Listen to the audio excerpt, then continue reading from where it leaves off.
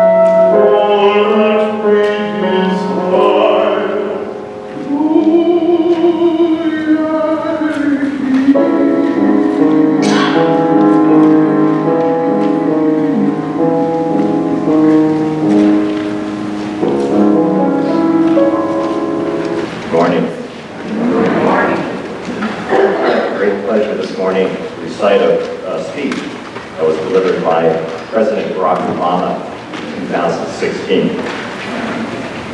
Nearly 400 years ago, a small band of pilgrims fled persecution and violence and came to this land as refugees in search of opportunity and freedom to practice their faith. Though the journey was rough and their first winter harsh, the friendly embrace of the indigenous people, the Wampanoag, who offered gracious lessons in agriculture and crop production, led to their successful first harvest. The pilgrims were grateful they could rely on the generosity of the Wampanoag, people without whom they would not have survived their first year in the new land. And together, they celebrated this bounty with a festival that lasted for days and prompted the tradition of an annual day of giving thanks. This history teaches us that the American instinct has never been to seek isolation in opposite corners. It is to find strength in our common creed and forge unity from our great diversity. On that very first Thanksgiving celebration, these same ideals brought together people of different backgrounds and beliefs, and every year since, with enduring confidence in the power of faith, love, gratitude, and optimism. This force of unity has sustained us as a people. It has guided us through the times of great challenge and change, and allowed us to see ourselves and those who come to our shores in search of a safer, better future for themselves and their families. On this holiday, we count our blessings and renew our commitment to giving back. We give thanks for our troops and our veterans and their families who give to them of themselves to protect the values we cherish. For the first responders, teachers, and engaged Americans who serve their communities, and for the chance to live in a country founded on the belief that all of us are created equal. But on this day of gratitude, we're also reminded that securing these freedoms and opportunities for all our people is an unfinished task. We must reflect on all we have been afforded while continuing the work of ensuring no one is left out or left behind because of who they are or where they came from. For generations, our nation's progress has been carried forward by those who act on the obligations we have to one another. Every year on Thanksgiving, the selflessness and decency of American people surface in food banks and shelters across our country, in time spent caring for the sick and the stranger, and in an effort to empathize with those with whom we disagree, and recognize that every individual is worthy of compassion and care. As we gather in the company of our friends, family, and communities, just as the pilgrims in Wampanoag did centuries ago, let us strive to lift up others, promote tolerance and inclusiveness, and give thanks for the joy and love that surround us all. From America's table in Thanksgiving reading. Like children, we may ask, are we there yet? But we know the answer. We pursue justice. We celebrate freedom. Our table is brimming. Progress can be slow as we propose and protest, advocate and debate.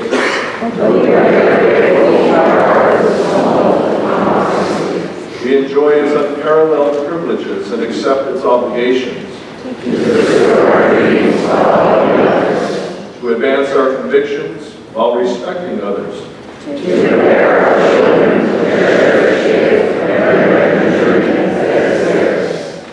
give thanks for civic leaders who strive for peace and equality.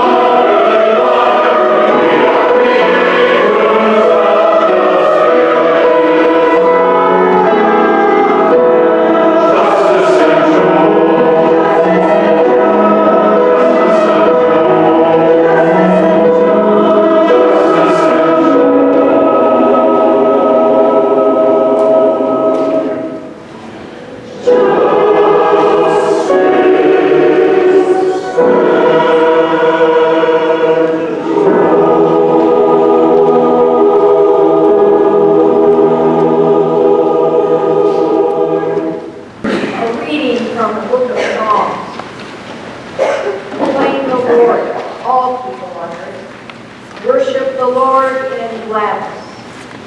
Come before God with joyous song. Know that the Lord is God who fashioned us.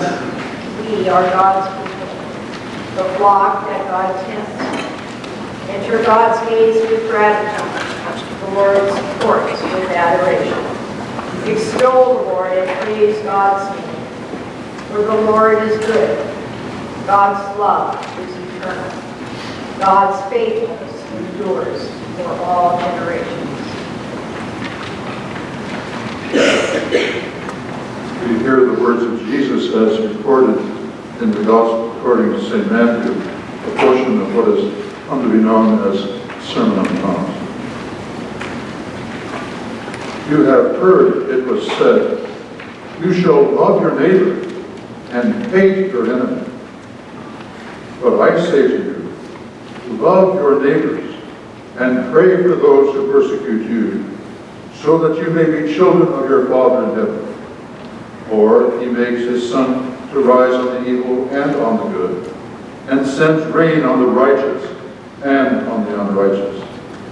For if you love those who love you, what reward do you have? Do not even the tax collectors do the same? And if you greet only those who are your brothers and sisters, what more are you doing than others? From the Quran, in the chapter titled The Bee, chapter 16, verses 78 and 79. God brought you out of your mother's womb, not knowing anything, and he gave you the hearing and the eyesight and the intellect that you may give change. Have you not seen the birds flying in the midst of the sky, none sustaining them except God? And this are signs for the people who believe.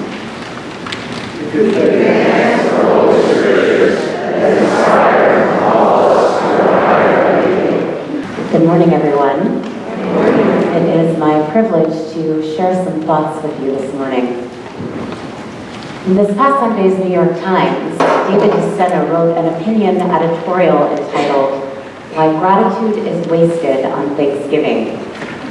DeSteno, a psychologist who has spent years studying how gratitude shapes people's lives, writes the following: "Truth be told, gratitude is wasted on Thanksgiving.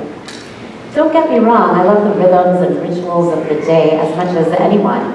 It's just that the very things that make Thanksgiving so wonderful, the presence of family and friends, the time off from work, indulging in that extra serving of turkey, also make gratitude unnecessary." DeSteno's basic premise is that gratitude drives us to form strong bonds with one another. It encourages us to be honest and to have self-control. Gratitude motivates us to be more productive and to reduce materialism. DeSteno argues that on Thanksgiving, the things that drive gratitude aren't necessarily present because most often we get together with already loved ones, not with people we hardly know. We help ourselves to plenty of mashed potatoes and pie. Self-control is not really a tenet of Thanksgiving, and neither is reducing materialism, since Black Friday now starts around 5 o'clock this afternoon. Maybe. But I take a different approach to Thanksgiving. I believe that Thanksgiving provides us with dedicated time to count our blessings. We have a whole day to take a break from the rest of our stressful lives. With time to slow down, we have more bandwidth to offer words of appreciation for the family and friends around the table, for the food that we eat, for the opportunity to deepen and strengthen our bonds with one another, whether that happens watching or playing football, taking a walk around the block, indulging in pie, heading to the sales, or whatever your Thanksgiving tradition might be. Gratitude, real gratitude, however, goes deeper than saying thank you and feeling appreciative. Sincere gratitude enables us to uncover the blessings in our lives And when we hold up those blessings and we count them, we also notice how many people in the world and how many people in our community do not have them. Not everyone can afford Thanksgiving dinner. Not everyone will be going to a warm, dry house for a festive meal. Not everyone has a heavy coat to wear on chilly days.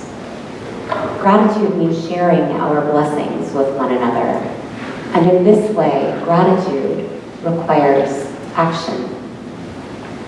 In a few minutes, we will have the opportunity to act. This year, the Thanksgiving offering will be donated to West Valley Community Services, whose mission is to unite the community to fight hunger and homelessness, and also to the Saratoga Rotating Safe Car Park, which provides people living in their cars a safe place to park them overnight so that they can sleep without fear of violence and harassment. If you are able, please contribute. As author Farouza Dumas writes, when you have what you need, use the rest to bring joy into someone's life. Back to DeSteno's point, although I disagree with his premise that gratitude is wasted on Thanksgiving, I do think he raises an important question, which is, how will we show our thanks not only today, but tomorrow and the next day? Today, we have time set aside, but how will we express our gratitude on the other 364 days of the year that are not Thanksgiving?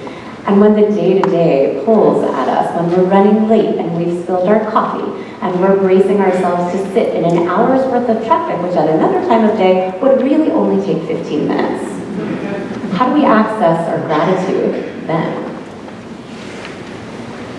The Jewish tradition has a practice of striving to recite 100 blessings every day. The practice goes back to the Talmud about 2,000 years, when the early rabbis began saying blessings over seemingly mundane things.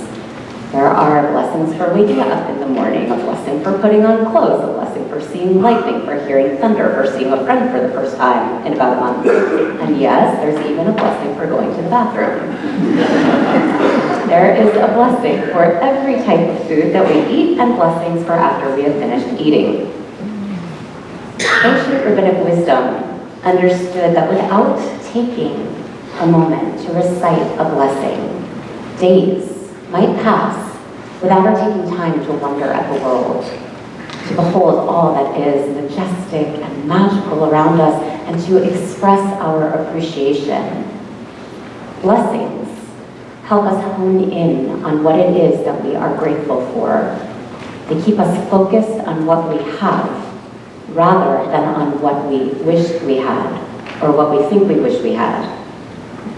Blessings add holiness to otherwise ordinary moments. It is miraculous that we wake up each morning, but how many of us take the time to notice? Do we even take a split second to say, thank you, God, for allowing me to wake up revived from a night's sleep? Or do we mutter something to the alarm as we hit snooze? Blessings ground us in what the 20th century theologian and philosopher Rabbi Abraham Joshua Heschel calls radical amazement. Heschel writes, our goal should be to live life in radical amazement. Get up in the morning and look at the world in a way that takes nothing for granted. Everything is phenomenal. Everything is incredible. Never treat life casually. To be spiritual is to be amazed. Thanksgiving might be the day our country has set aside to offer thanks, but we have the ability to offer our gratitude every single day. And if we live in radical amazement, if we see everything around us as incredible and phenomenal, then we will have no choice but to offer blessings and words of thanks. I mentioned a moment ago that the Jewish tradition asks us to say 100 blessings every day. This practice keeps us open to radical amazement. One of my favorite blessings is the one for when we do something new or for when we celebrate something we haven't celebrated in a year. And it's also the same blessing that can be said when we haven't seen a friend in a while. The Shahachianu blessing thanks God for granting us life, sustaining us, and enabling us to reach this day. I am so grateful for this time together.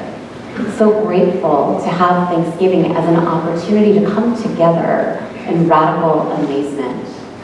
Grateful for the gift of life and the gift of community.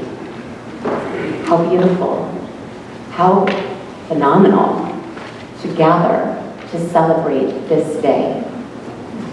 When we come together with our differences and with our similarities, we encounter each other's humanity, as well as the spark of the divine implanted within us.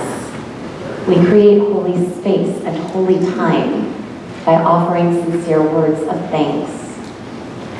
Particularly at this time in our history when our country feels so divided, at a time when hate crimes are on the rise, it is a blessing. It is holy to bring our houses of worship together and to feel the power that comes from being in each other's presence. Personally, I will admit that before attending this service for the first time last year, Thanksgiving had been a nice day to hang out with family, but I had never considered it a holy day. This service has changed my experience, and I would like to thank you for that. I'd like to invite you to recite the Shahachianu blessing with me. It's in the bulletin on page 8. Let us offer thanks for the ability to come together in holy community. Baruch atah Adonai, Eloheinu melech haolam, Shahachianu v'kiyamanu v'higianu l'zman hazeh. Praised are you, Lord our God, who rules the universe, granting us life, sustaining us, and enabling us to reach this day. Amen.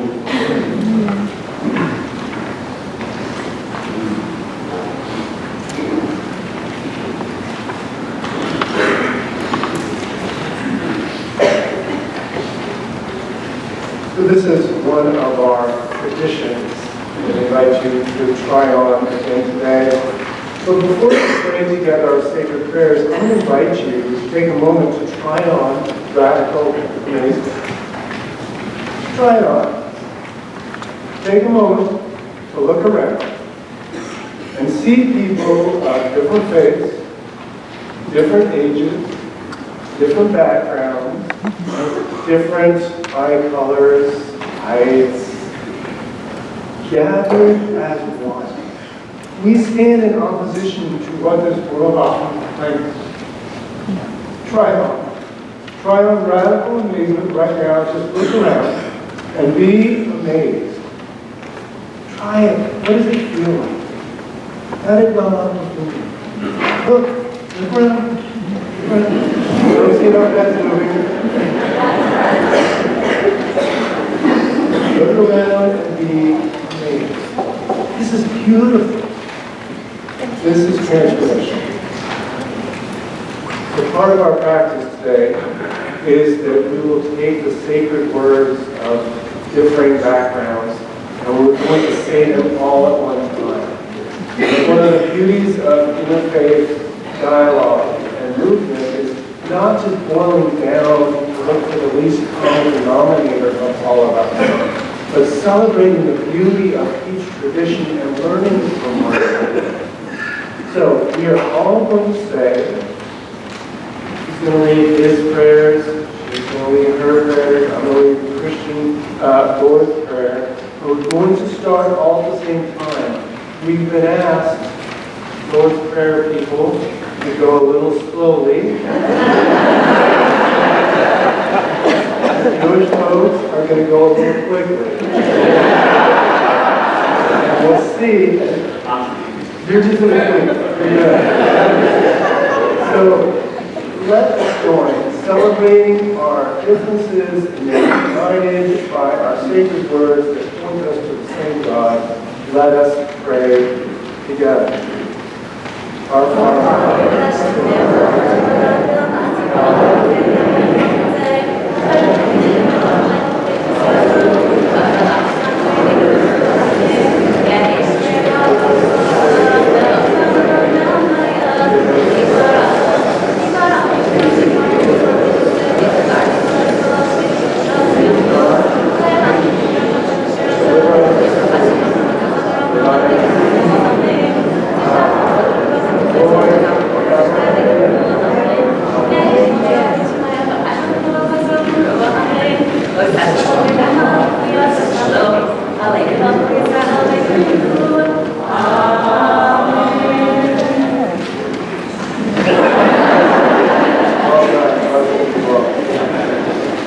Good morning.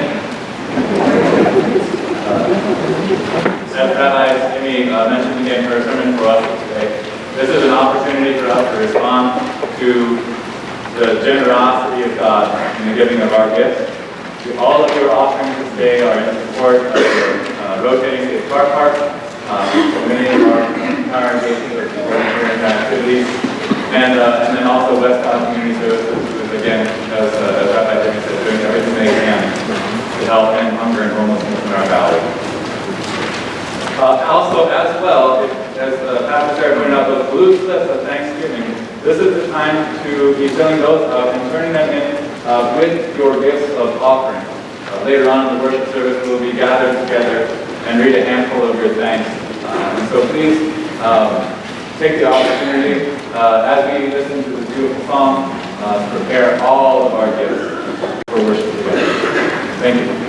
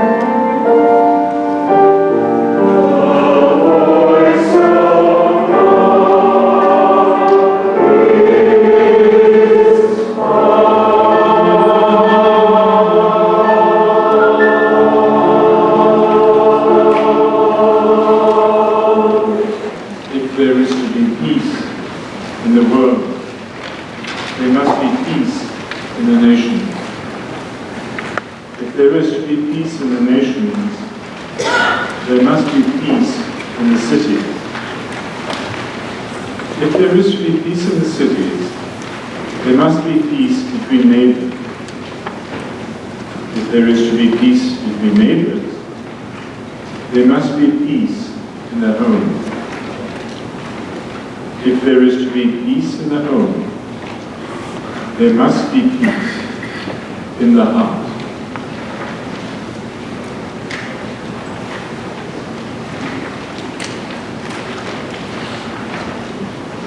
This is 100 objects close by, I'm nearby.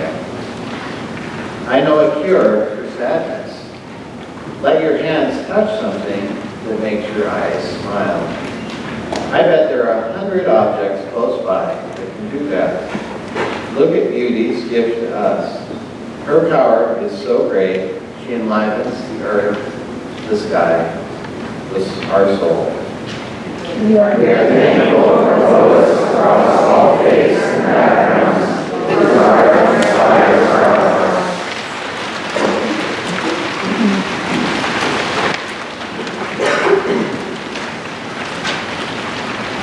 Many of us in our liturgies ask the peace, but in an interfaith congregation, this may be a learning experience. So you're invited to share the peace after your tradition with those who are worshiping next to you. Share the peace.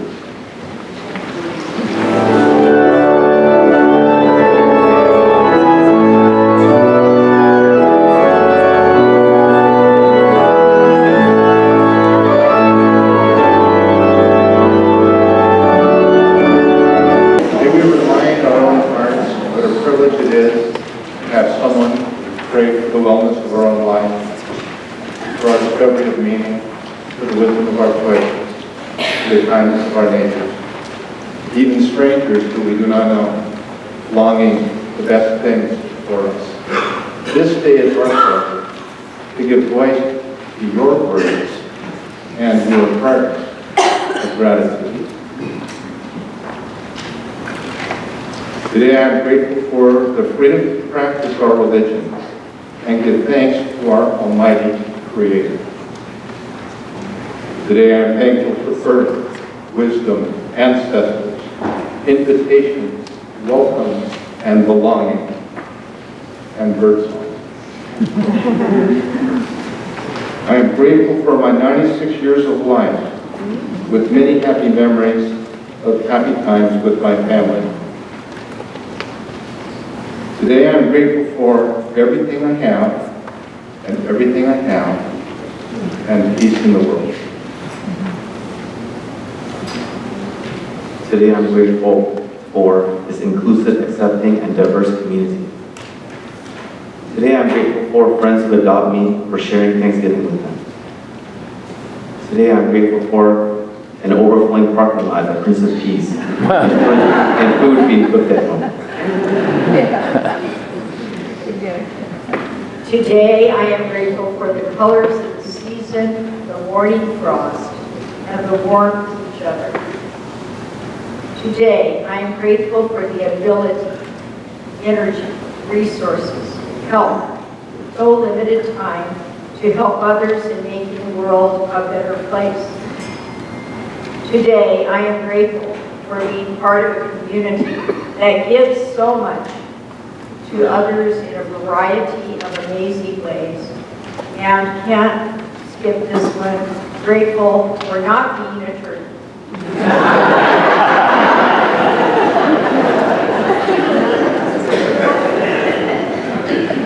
Today I am grateful for family and a roof over my head and good health each day.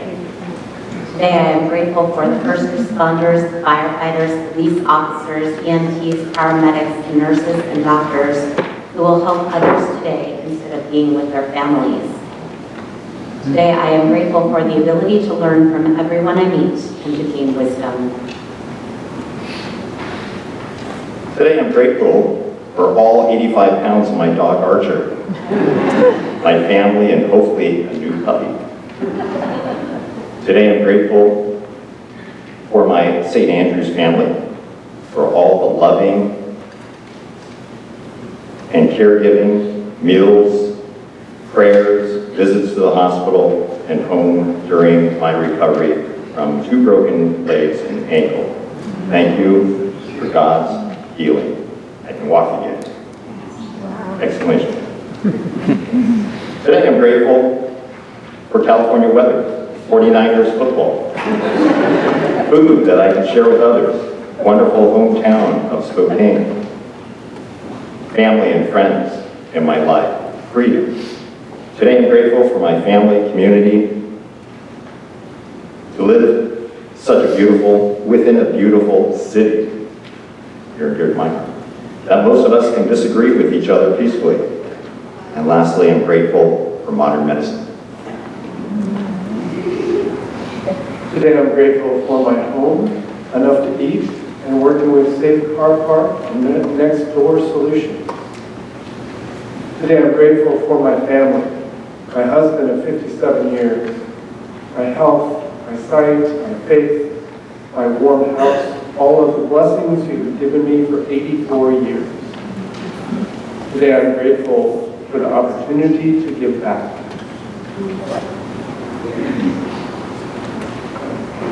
Today I'm grateful for the fact that we still have a Judeo-Christian constitution and nation. May God continue to bless us. Today I'm grateful for having grandparents who were able to come to this country so I and my parents could live in a democracy. I am grateful for the glorious gift of God's beautiful creation and for the joy of experiencing this life on earth.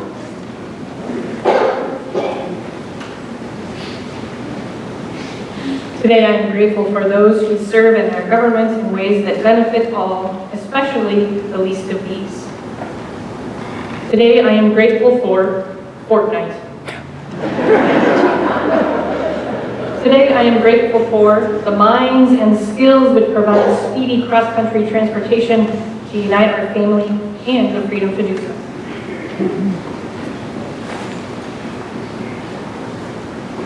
Today I am grateful for life. Today I am grateful for my mother who returned from the hospital. Today I am grateful I was one to order the burial urn for a relative, not the other way.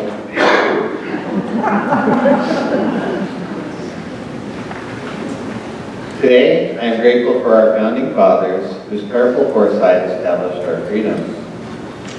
Today I'm grateful for the friends, the freedoms, the opportunities to serve, contribute, grow, and be happy that living here is giving us. Today I'm grateful for the recent rain and that it is not raining for this wonderful service.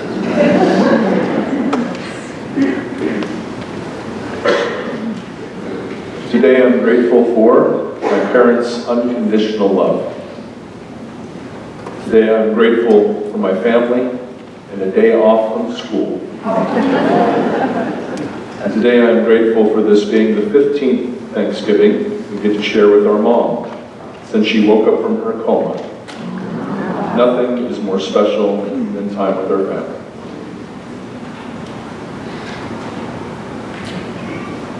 And today I'm grateful for Father Gary Thomas for graciously forgiving me for inadvertently usurping his place in the bulletin. And today I'm grateful for a ride to the DMV. And I'm grateful for a grandmother, 95 years of age, who's able to celebrate Thanksgiving with us today. And most of all, I'm grateful for Porsche, my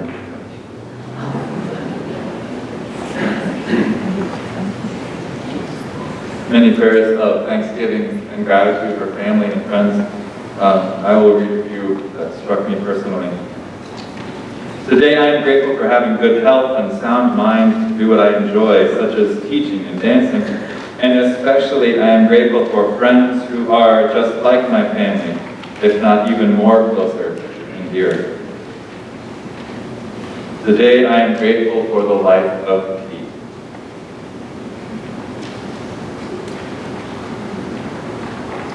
And today I am grateful for the love of my family and all those who make that possible.